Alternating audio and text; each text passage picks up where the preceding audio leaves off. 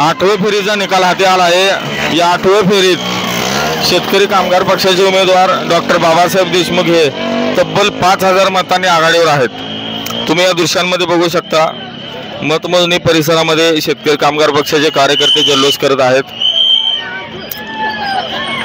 शिवसेना शिंदे गटाचे शहाजी बापू पाटील आणि शिवसेना उद्धव ठाकरे गटाचे दीपक आबा साळुंखे पाटील हे 8व्या फेरी अखेर पिछाडीवर आहेत। या 8व्या फेरीत शेतकरी कामगार पक्षाचे उमेदवार बाबासाहेब देशमुख हे तब्बल 5000 मतांनी आघाडीवर आहेत।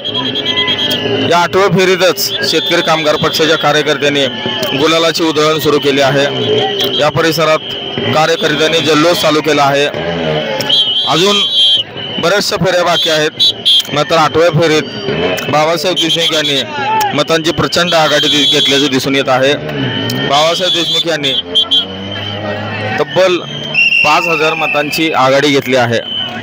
बाबासाहेब देशमुख हे या 8ही फेऱ्यांमध्ये सातत्याने आघाडीवर येत असल्याचे दिसून येत आहे। या परिसरात कार्यकर्त्यांनी मोठा जल्लोष सुरू केला आहे। आपण या दृश्यामध्ये बघू शकता, कार्यकर्त्यांनी या परिसरात गुलालाची उधळण सुरू केली आहे। सांगोला शहरात कार्यकर्ते हजारोंच्या संख्येने दाखल होत आहेत। शेतकरी कामगार पक्षाच्या कार्यकर्त्यांनी गुलालाची उधळण करत जल्लोषाला सुरुवात केली आहे। आपण पाहू शकता की बाबासाहेब देशमुख हे 8व्या फेरी अखेर तब्बल 5000 मतांनी आघाडीवर आहेत।